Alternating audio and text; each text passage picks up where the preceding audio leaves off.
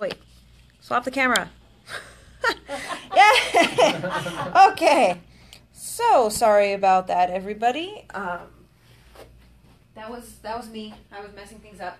Welcome to LAX Coworking. We are having a lunch and learn with the wonderful Joel Drasner today of State of Mind Coaching regarding You Are Not the Boss of Me, freedom from stress and anxiety, or freedom from the tyranny of stress and anxiety to be exact. And he's going to give us some tips to having a happy and healthier mind. And we're all excited because everybody's life has a little bit of stress and we all need all the tips that we can. Feel free to watch us on Facebook Live as you are right now if you're watching this, and ask us questions and make comments in real time. I will be monitoring the Facebook page so that we can keep an open communication with Joel for those of you that were not able to be here in person.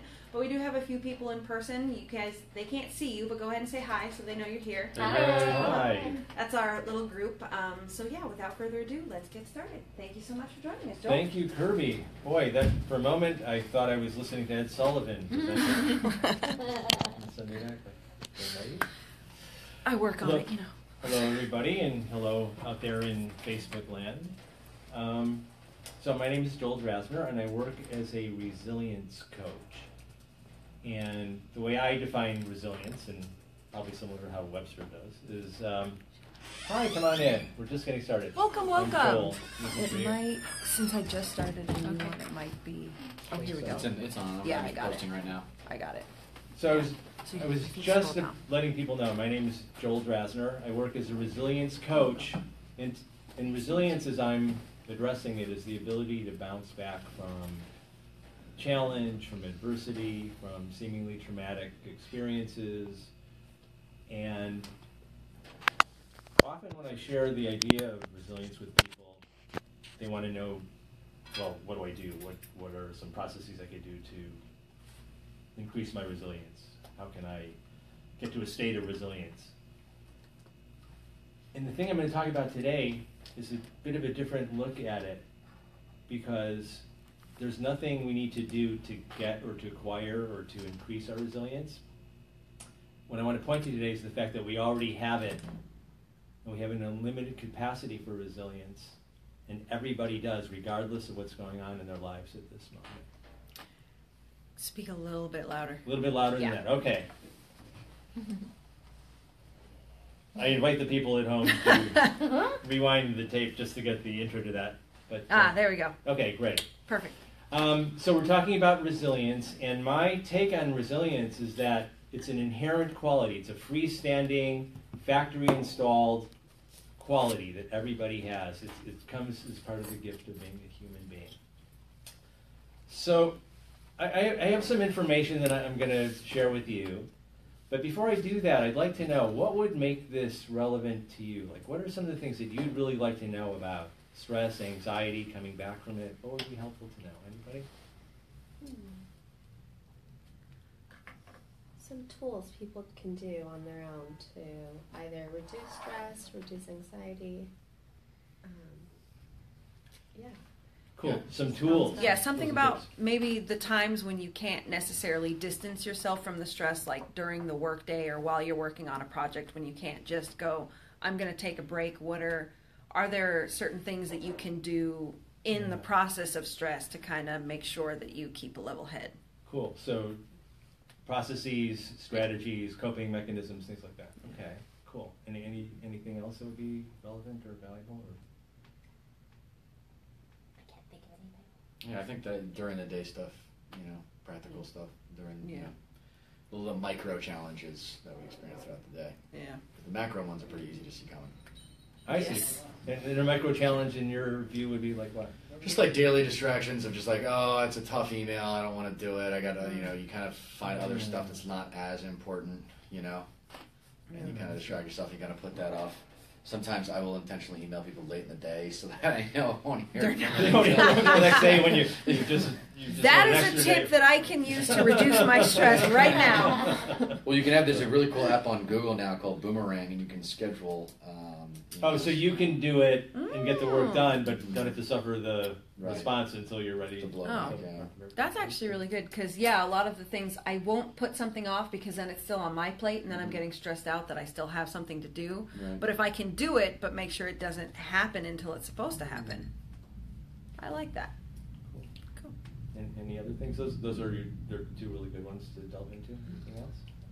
Maybe more immediate, like when you're in a meeting, especially with your leadership team, and one of them appears to be totally fine and pleasant and lovely one day, and then the next day they're like on a rampage.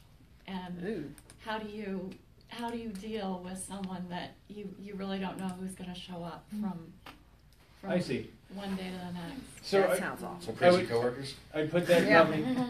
I'd probably put that under the umbrella of coping mechanisms, but targeted toward a very specific situation, dealing with unpredictability because in you're people. you're in a meeting with them. It's not like an email that you can pass off to a you're sitting there and they're confronting you, and and it's the exact same information that you gave them 2 days ago, but for some reason they're reacting to it completely differently.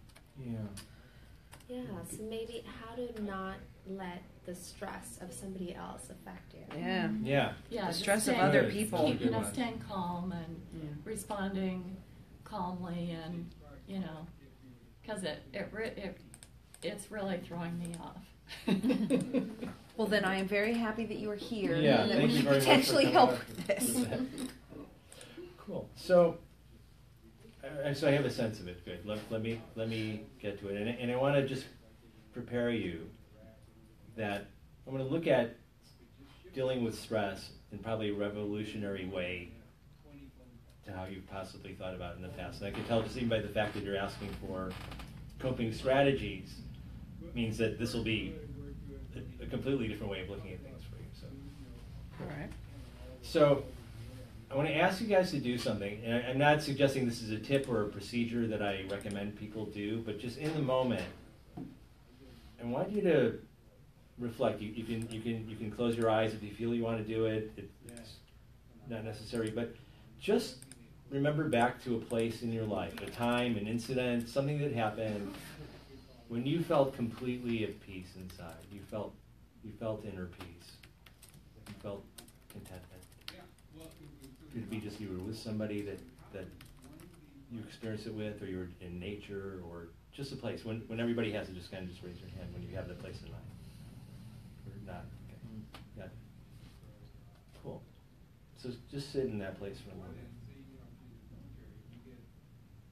Now, as you recall that place, what are some of the qualities that you experienced inside? I said one of them, inner peace, but what are some of the other things maybe that you felt? Warmth. Warmth, Joy. joy, Quiet. Feeling of Quiet. easygoing. a feeling of what? Just easygoing, everything works, everything flows. Easygoing, everything flows. Any others? Like visually in nature, as you're surrounded by beauty, that's kind of calming.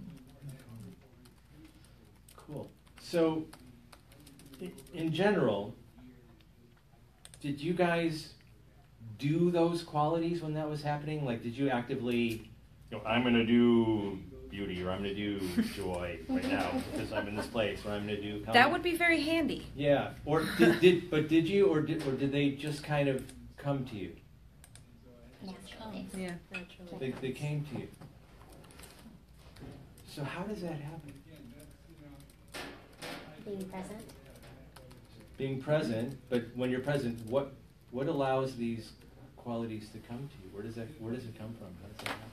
Thinking happy thoughts. I mean, putting those thoughts in your head, right? You kind of. Comes from yourself. In your incident, did you do happy thoughts at that time? Well, I guess not happy, but peaceful. Peaceful. You said to go to a place where you felt Right. calm and. And when when you were back at that time, did you actively do that, or did that peaceful that came Right. to you? Yeah. Was that pretty much how those things come to us? Yeah, I mean, mine wasn't in like a work context. Mine was Yeah. like out fishing, so it was. My expectation was that it was going to be quiet and relaxed or whatever.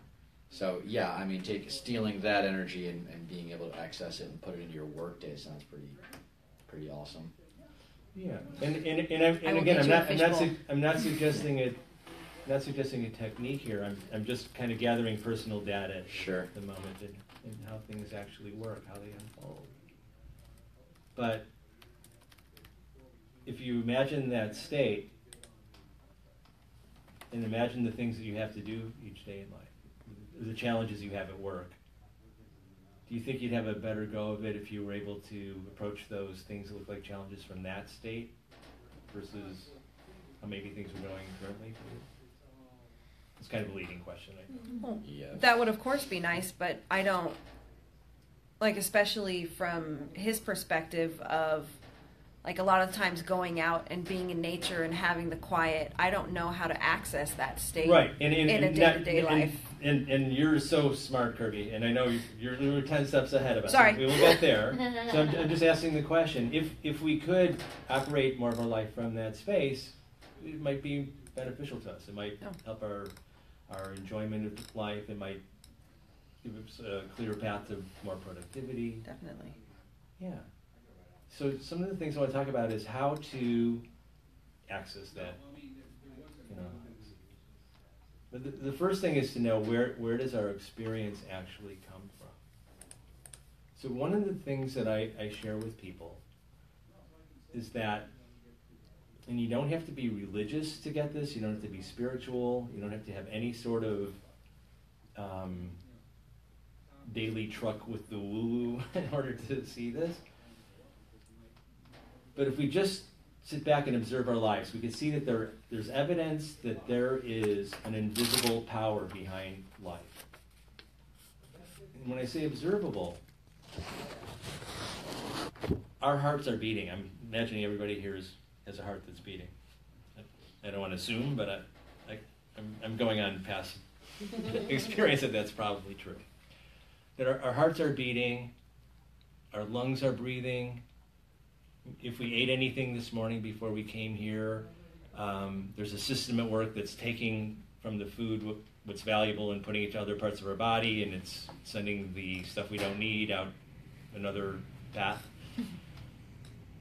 But none of us are sitting at the controls doing that, I don't think. Is anybody here sitting going, inhale, exhale? I mean, there's a joke about somebody with a certain hair color that refers to that, but nobody's really doing that, correct?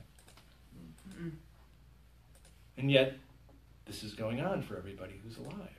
There's some sort of force or power that's living through us day to day, at all times, even as we're going about our day as who we are, living as who we are. So the thing that I want to imply or impart today is that whatever that force, whatever that power is also supporting us in many ways beyond just the few that I mentioned. There's sort of like an internal connection to this power that's creative, continually creating, continually generating things. It's created us. Not talking necessarily religiously. We appear out of whatever the spiritual or formless energy and intelligence is. We appear as human beings. And then we live a life, and then we depart, and whatever happens after that. We have no verbal capacity whatsoever. Learn shortly after birth that they can pick things up. Now, if you sat down with a baby and tried to explain that to them, they likely wouldn't be able to do it, but there's something built into the capacity of a human being appearing on this earth to start figuring things out. And babies are insight machines. They're continually figuring things out all the time. Look, just massive data being acquired. So where does that come from? I don't know. It's almost mysterious. There's just this inbuilt wisdom that kind of gives us the next step, and then the next step, and the next step. And one of the most valuable things that I've learned is that this capacity never goes away. It's with us. It's an inbuilt, factory-installed setting. But what happens is, as we get older, we develop habits of thinking that kind of stand like a buffer between us and our awareness at times of this inner guidance and capacity that's there. And it's the same for everybody. But what I've learned that's been so valuable in the last 2 years, that's caused me to live the happiest 2 years of my life that I've ever lived before consistently, is that there are actual principles to how life and our minds work. And by principles, I don't mean the aphorisms like what goes up must come down, those types of principles. I'm talking about like things that are constant in the universe, that always work one way regardless of whether we understand them or believe them. Gravity's always a good cliche that comes to mind. You don't have to know anything about it, but you know that that's going to happen 10 times out of 10. You know, and because from early on, even when we're that baby, learning how to use our hands, learning how to stand up and walk, we're taking into our account the fact that there's a principle called gravity, so we don't walk outside with a lot of extra thinking about, oh, you know, if I don't pay attention to gravity, I might fly off the planet and land on Jupiter, or my belongings might fly out of my pocket if I don't lock them down. It's just we don't have a lot of thinking about that because we know that gravity always works one way. Well, there's also principles about how the human conscious moment works moment to moment. And when we can see that always works one way too, then a lot of our thinking about it not working that way becomes irrational. It kind of drops off, and along with that thinking, the worries that we would have, those kind of drop off naturally because they start to not make sense any longer, any more than walking outside and flying off the planet would make sense to you. So the principles that I learned is that there's a trinity of 3 principles behind the human conscious experience, giving us a human experience from moment to moment. So the first principle, and it's not a hierarchy to it, I'm just talking about them from one versus the other. So the first one, this first one is kind of like an Uber principle, is that there is this intelligent, formless energy behind all of life, that everything that exists in form is created out of. And in this understanding that I learned, that because we don't have a lot of time, I won't go into the biography and history of the person who first became aware of this, but I'll just talk about what his discoveries were. He was a Scottish welder who moved from Scotland to Canada in the 70s and somehow had this experience he wasn't looking for and was able to see these principles. His name was Sidney Banks. You can look him up later on Google. But this intelligent energy behind life, he called it divine mind or universal mind, or what later became known as just mind with a capital M. And then we as human beings, we're kind of gifted with the ability to use aspects of that formless, intelligent energy in 2 ways to have a moment-to-moment experience of life. And one of the ways is the principle we call the principle of thought with a capital T.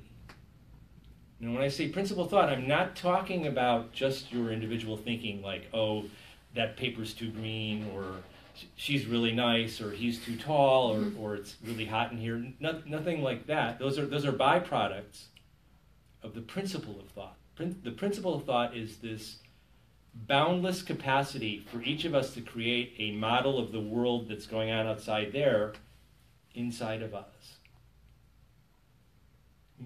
If we look into it, even our biology supports the fact that we are not getting any direct input of the world out there. We are taking in information and recreating the world inside of ourselves. Our eyeballs, light bounces off of them, something happens. I'm not a scientist, but I know it gets kind of digitized, and the images we see get recreated in our brains. Part of the information goes to depth perception, part goes to color perception, part goes to I don't know what. But then we recreate what we're seeing out there inside of ourselves, and at the speed of light, attaching an interpretation to it that we've put on it, and then feeling whatever feelings we feel from the interpretation, from the thought going on in our head. Same thing with sound. I'm saying stuff, air's going over my vocal cords, the air molecules are being disturbed, 3 little bones inside of you are vibrating, and you're recreating inside of you the sound of my voice, and at the speed of light, attaching meaning to what I'm saying, and then having whatever feelings are coming from that, even though it looks like it's coming for me, is if I'm maybe producing the feelings inside of you. If I'm your annoying coworker, oh, I'm producing that in you. But for me doing that, you wouldn't have those feelings. That's how it looks. But actually, we live life 100% of the time in a thought-generated experience of life and not a circumstantial-generated experience of life. And what makes that thought come vividly to life is the third principle called consciousness. Now, I know these terms have various definitions out in the world, but within this understanding called the three principles, consciousness is defined as, first of all, it's kind of like the world's greatest special effects department. Consciousness is all of your sensory capability, what you touch, taste, hear, smell, can feel, plus your capacity to become aware of these things. So we think up a world, it's brought to life vividly through our sensory equipment, consciousness. And whatever it is we think up and bring to life looks like a solid reality. But here's the cool thing. Every one of us in this room and everybody else on the planet is not living the same reality that we're living. Every single person is living a separate reality, subject to the same system that we are. Now, why might it be valuable to know that? The idea that they're separate realities. Well, just to understand why people react or respond or differently than you do. Yeah. How might that even relate to your unpredictable coworker? Oh yeah. I mean, obviously, I don't think they're even aware that they're having this. They're not. Reaction. They're letting the circumstances drive their behavior as opposed to the other way around. And whatever they're seeing through their eyes looks just as real to them as what you see looks to you. Depending on their self-awareness, They could be aware on 100 on a 1 to 100 scale. They could be aware of 0, but they're still that person isn't very self-aware. Yeah, they're not self-aware, but they're still operating under the same system that we're all operating under, because it's a paradigm. There's no exception to the system. Right. Now, what comes out of it, what's produced by the system, that's as variable as there are people in the world, and even in those people's lives, they have a variable experience from moment to moment, too. Well, it's the same sort of thing that you can never tell anybody how they feel, where even if you're both experiencing the same situation and you think you're looking at it logically, if they're interpreting it completely differently and it's sending them to a darker place or an overreacting place or something, no matter if we think that they're overreacting or not understanding it properly, it still doesn't diminish the fact that that is what they're feeling. Mm-hmm. Right. And it might be feeling crazy, but they're still feeling it. And whatever it is looks 100% as true to them as how your life looks. Yeah, there's a cliche you might want to use. It's called everyone's a prisoner of their own personal experience. Yeah. So I mean that's kind of what I feel like you're talking about. It's true, and even the capacity to term that as prisoner is something we generate from inside of ourselves too. Like even the definition of the term. It sounds to me like you're pointing out that no one can make us feel a certain way, right? Exactly. So, and other people who think you're making them feel this way, you're making yourself feel whatever the way it is that you're feeling. Yeah. So we're not responsible for other people's feelings, but they're not responsible for ours either. So I think that's where you place the meaning. Because even if somebody with all their might wanted to cause you to feel a certain thing, the machinery doesn't work that way. But the illusion is very compelling that that's the case. Well, it definitely works that way for me. Yeah. I think it works that way for everybody. It's really hard for me to just say, this person can't affect the way I feel. Yeah, and totally get that. And we're going to delve into a little bit more, so we're just kind of setting the table here. But well, what about when people feel like they're empaths and they can actually feel emotions from other people? Yeah, that's a really good one, because we're sensitive to energies. People, right? Yeah, well, they know when someone's stressed out, but they don't know why or something. Right. You can feel tension, is what you're talking about. Picking up on someone's tension. Yeah. So absorb the energy. So there are people with all different capacities to be sensitive to energies in different ways than others. And some people who are highly sensitive to it are often termed empaths or whatever. And that exists. And again, I'm not a scientist, so why that happens, also above my pay grade. But what I want to point to is the fact that regardless of the things that we feel and pick up, before we can even make any sense of anything that we experience, there's the capacity for thought in our lives. Because if we didn't have the capacity for thinking, we might feel energy, but we wouldn't know what to make of it. We wouldn't know what to term it. We wouldn't know how to interpret it. So something primal, something before the individual thinking that comes out is the capacity for thought, the capacity to make an interpretation of whatever sensory data and input we get.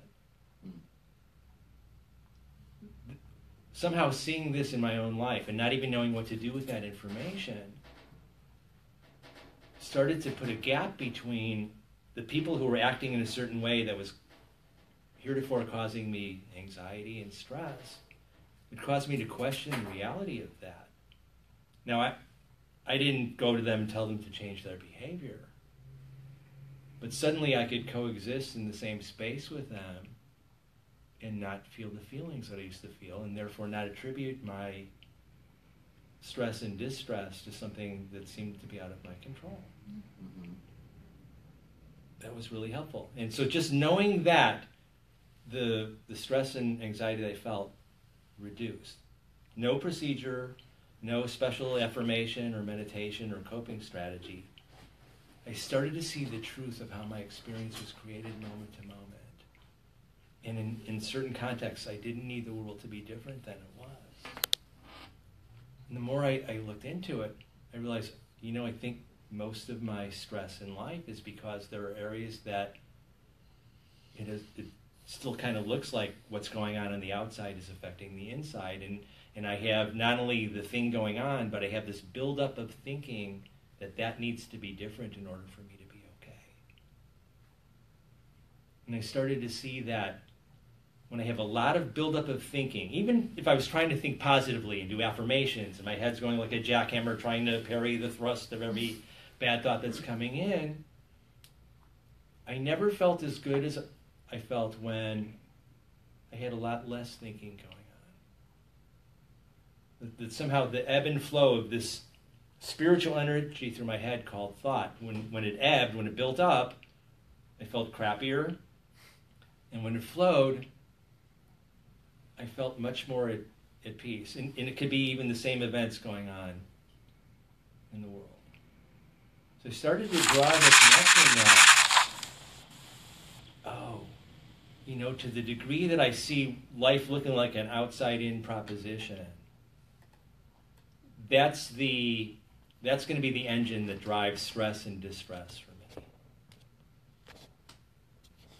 But the more I can sever the gap in my understanding that I live an inside-out world, that I'm continually creating the world from the inside, projecting it to the outside, and the Siegfried and Roy of my mind, thought and consciousness, are making it look like it's coming from there.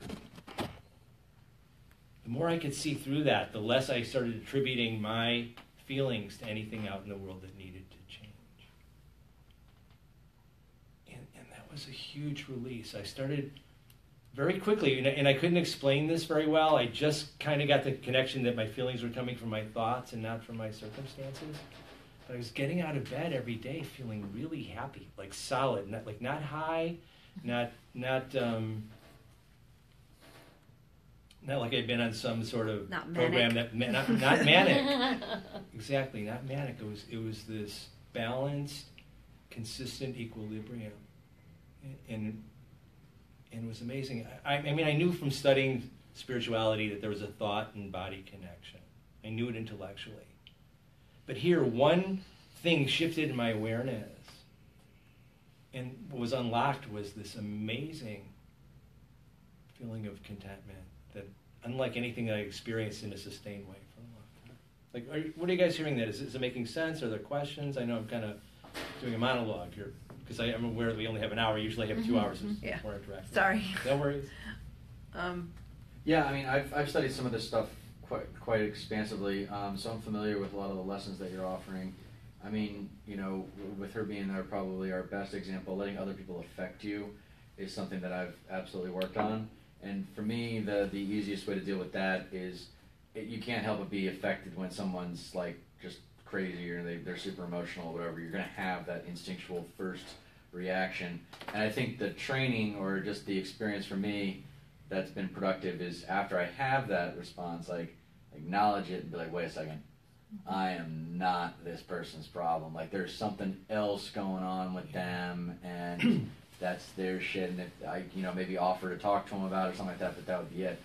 You know, I'm interested in more of like the self-doubt and like the self reluctance, you know, the hesitation that comes from your own opinion of yourself as opposed to, I'm pretty good at not letting others affect me. It's my worst enemy is myself. You're always the strongest force on yourself. Cool. So Right. Yeah, thank you. That's a really good observation, and I heard a couple of things in that. Is that okay if I? Of course. Okay. So, going back to the first part of what you said, sounds like maybe you're interpreting what I'm saying as like, okay, this is a strategy for dealing with stress, like, oh, don't let people affect me. So I want to refine the understanding of this a little bit because I think in the little difference in what I'm saying and what you're hearing is a Grand Canyon of possibility. Sure, and that's just all stuff I already knew. So Yeah. That's So me just bringing and the stuff that you already knew is going to be there. So like when you go to visit a Japanese person at their home and you put your shoes on the shelf outside before you go in, let's take some of the things we know that may have the same words that I'm using and put it there because we'll not be able to grab those shoes when we leave again. Sure. Okay, cool. So I'm not saying that we need to deal with stuff that comes up with us and try to reframe it as, oh, they can't affect me, this, that, whatever. When I'm pointing it as looking at how machinery of life actually works and coming to know that it's not possible for anybody to affect how I feel ever. It just doesn't work that way. That 100% of my experience is being generated through the principle of thought in the moment, brought to life through consciousness. And what's available is an unlimited different ways of thinking about anything. The delusion is that it's coming from the outside by how people are acting. Right.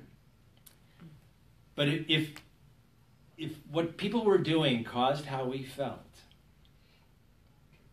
then you have to ask yourself the question, why isn't everybody on Earth feeling just as annoyed as I am by this person's behavior right now? If that person's causing it. maybe they are.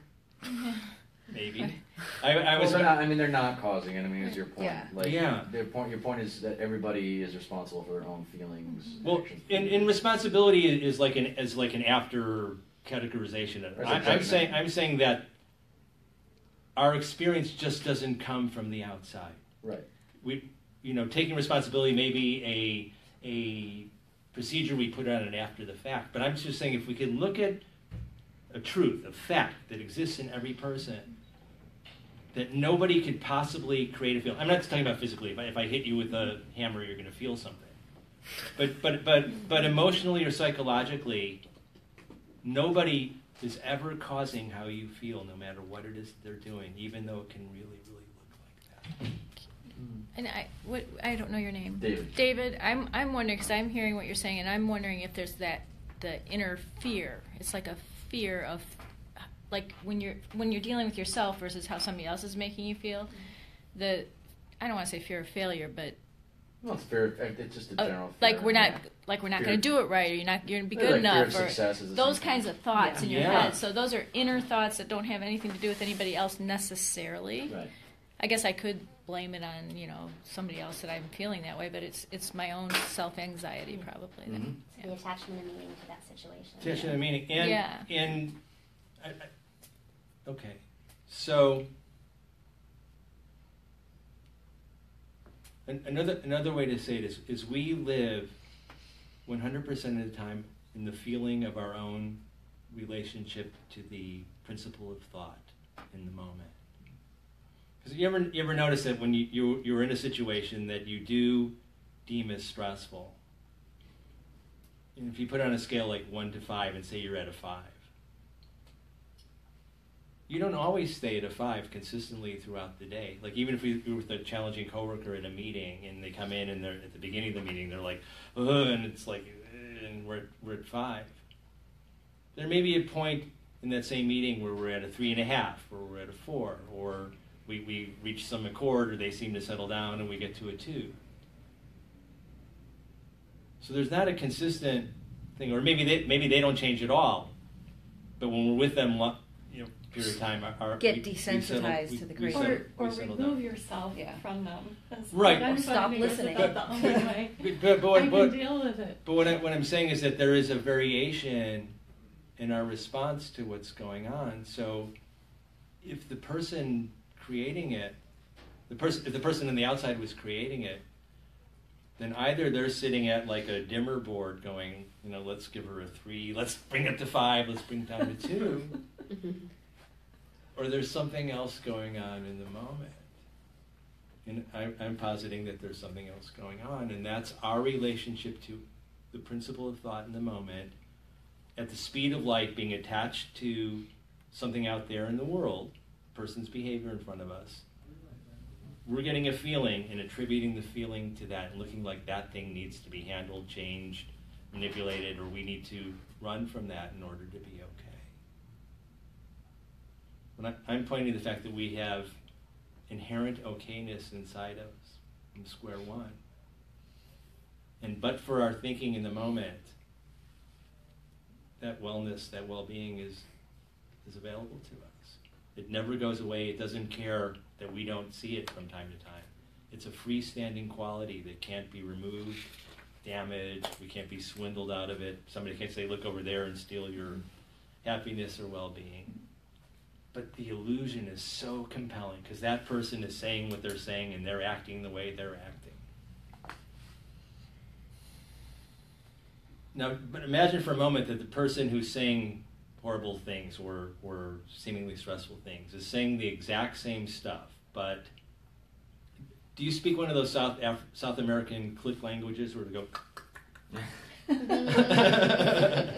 I would have been really impressed if you were like, of course. That would have been really neat. Okay, so now say the person is saying the exact same content of what they're saying that we're finding so annoying, but they're saying it like that, and we're likely not to have the same intensity of disturbance as we would when they're saying it in something we could recognize and have thought about. I think it would also be different if, depending on who is saying it.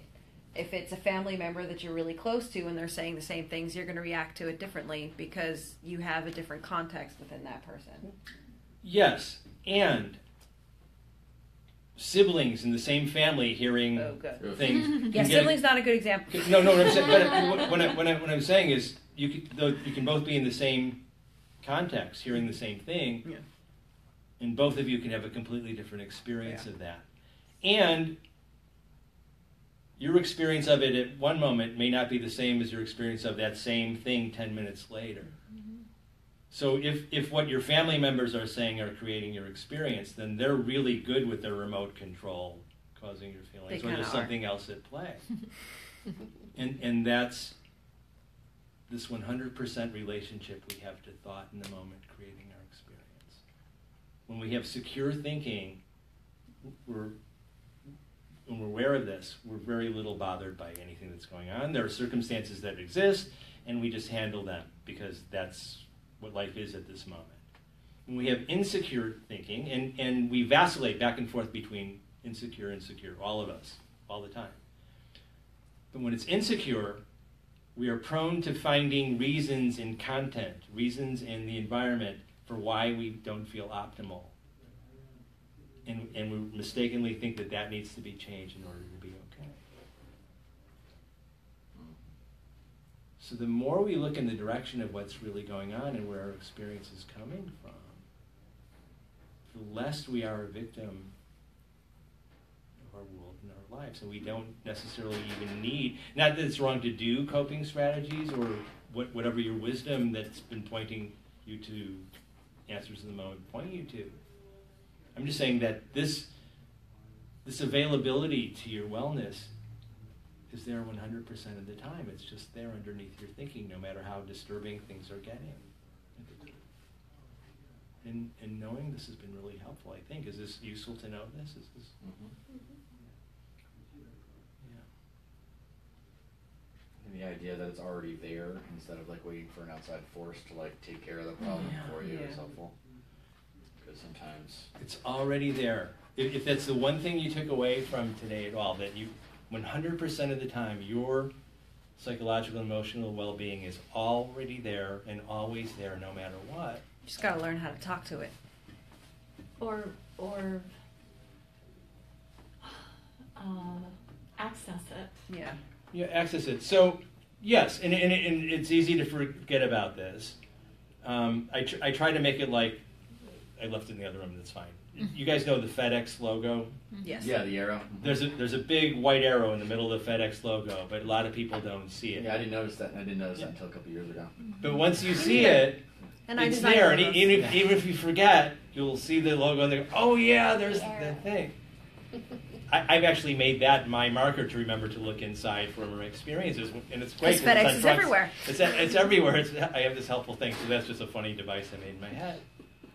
But it's the same thing with this understanding. Now that you've been pointed to it, it's in there. Now we'll forget this. I've been studying this for 2 years and working with it for 2 years, and I forget every day at time. I'll be driving in traffic, and someone will cut me off, and I will go ballistic. And then lately, more often than I go, oh, wait a minute. That person's already gone, and I'm having this feeling. So they're not creating it because they're not here. And am I imagining that they created it all? And I start laughing at how seductive it is that this happens. And that's totally okay that we forget. Well, it's But very easy to think that everything is personal because you are the center of your own life. So Yeah. as much as everybody says the world doesn't revolve around you, the world kind of does revolve around you because you are the world. But you think that when people are negative to you or cutting you off or something, that they're doing something to you, Yeah. when really they're just existing in their own life, and you would just happen to be nearby. That used to be really helpful when working in retail. That you'd get customers that were dicks and that were yelling at you and that were screaming at you and treating you like crap. And you have to remember, my boss told me once, it's not personal. They're not angry at you. They're angry at wherever they are in their life, and it just happens to manifest itself around you. So you just have to realize that has nothing to do with you. You just respond, and then you go on your way, and you're just fine. That's a really great point, and I'm glad you brought that up. And I think we could all start to look at the way, like, nothing is personal, even if the person in front of us is making it on their side as personal as possible, that they still have no way to affect an experience inside of us without our relationship to our thinking in the moment. It just isn't possible. It doesn't work that way. Their words can't crawl up your nose and make you feel what you feel about it. Only your thought in the moment can do that. There's something else I wanted to say to that, and it'd be hard to get into it in the last 10 minutes in depth, but even knowing the you that thinks that it's personal is also just an amalgam of thought-created stuff that seems like a contiguous personality that you've been living with through life. But it's a wildly shifting entity that looks like it's bounded by this definition of you. So if you've been walking through life thinking like, oh, well, my bad thoughts or my bad opinion of myself or whatever are causing me things, no, it's the principle of thought. Your opinion of yourself is just as outside of you as another person's behavior. Your formed thinking thoughts about yourself are not you. And don't have an ability to cause you to feel a certain way. It's the spiritual buildup of energy of thought in your head that makes you feel what you feel.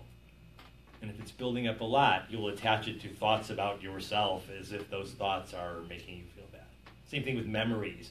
Oh, I'd be okay, but my dad, when I was 12, didn't take me to the baseball game, and he took my brother instead, and it was my birthday, and they had a good time, and other than that, I hated baseball all my life, and I don't want to get near the sports report. And we make up these things as if that thing in the past had like a microchip in it. It's broadcasting feelings into us in this moment.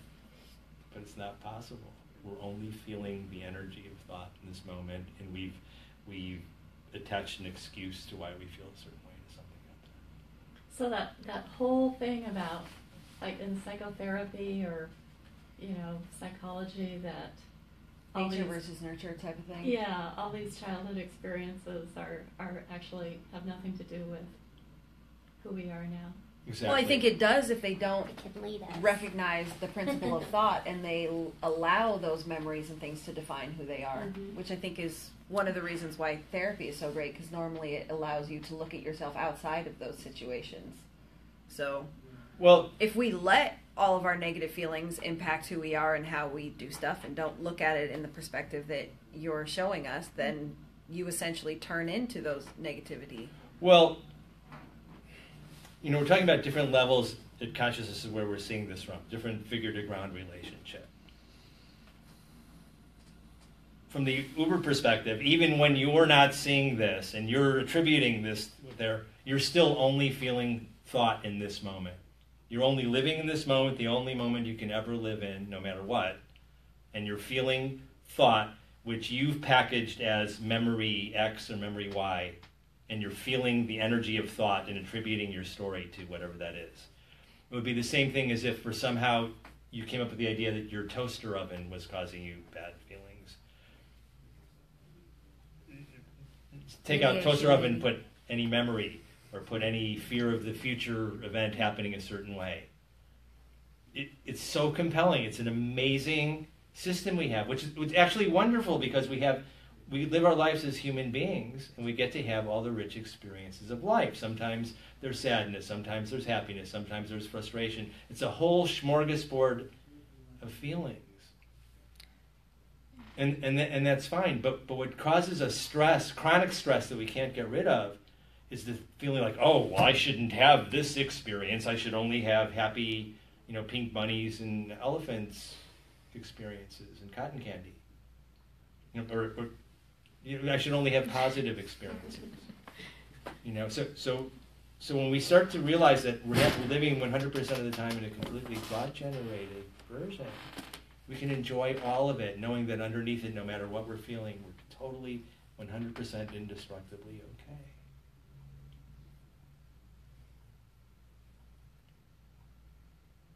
Any thoughts about that or any questions? Doesn't it have also something to do with the fact that we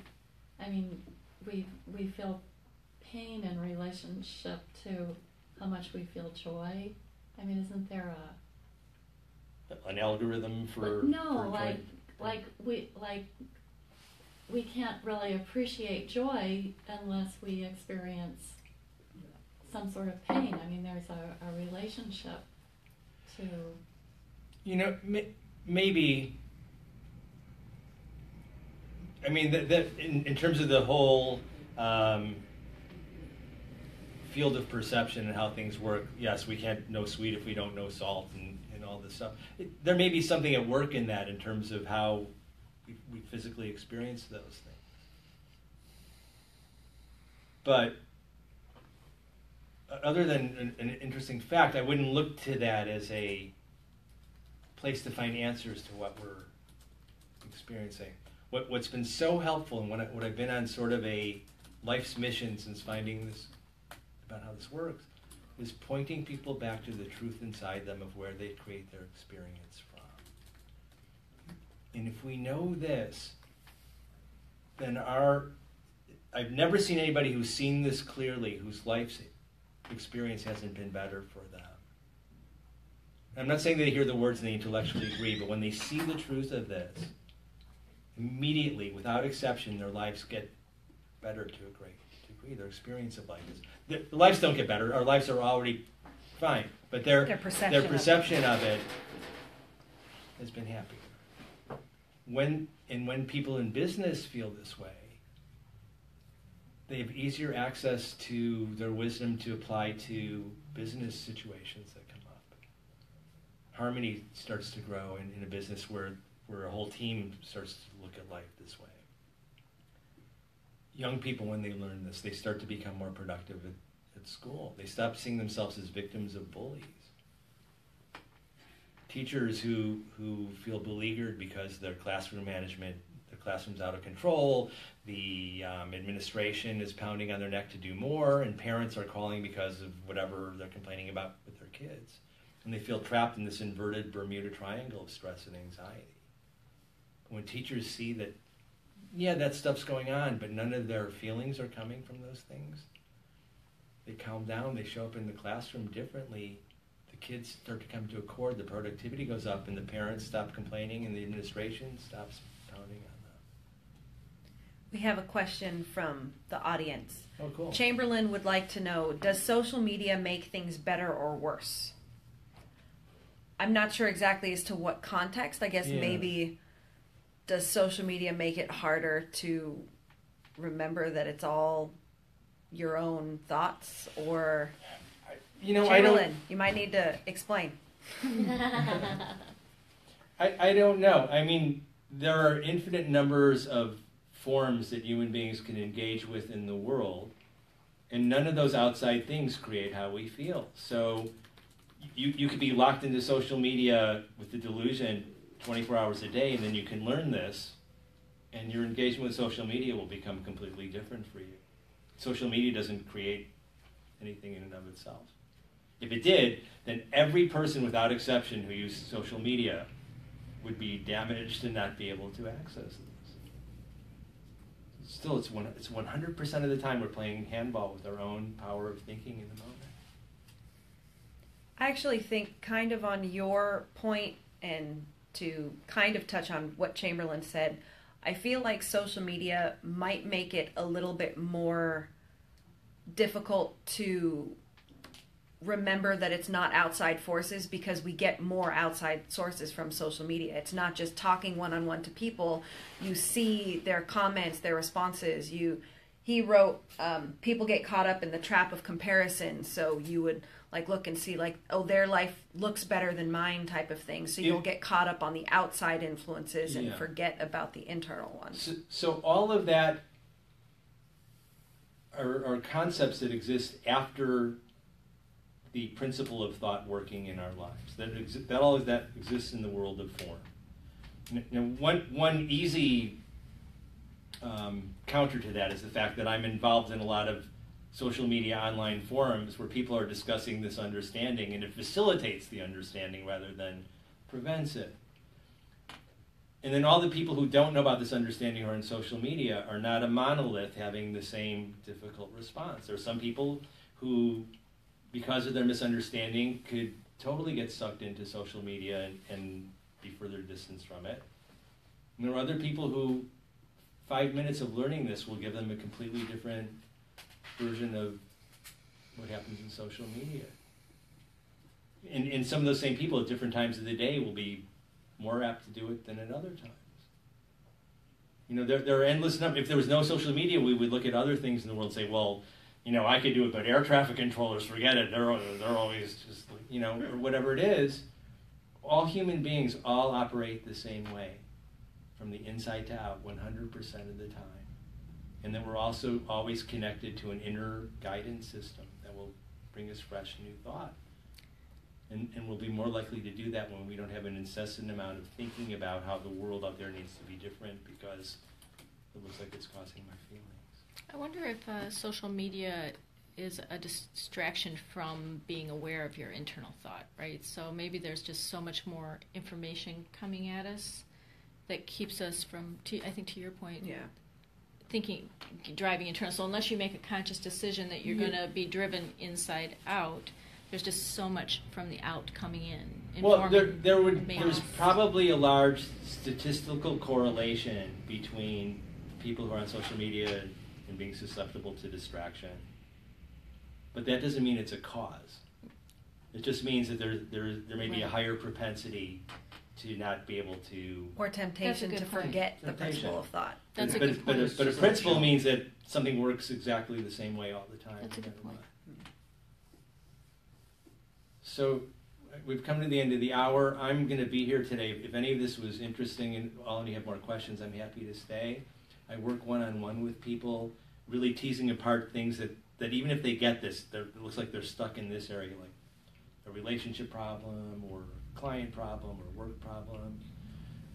I work with businesses, small businesses, to see this. When everybody in the business kind of sees this, the entire atmosphere of the job changes. I've been taught by people who work with Fortune 100 companies, saving them millions upon millions of dollars once the mentality of the perception of the people in the office change. I thank you so much for coming today. I may have raised as many questions as I answered, and if I'm available, my email address is on here. You can. Thank you. All right. Well, Thanks, Joel. thank you everybody on the Facebook world.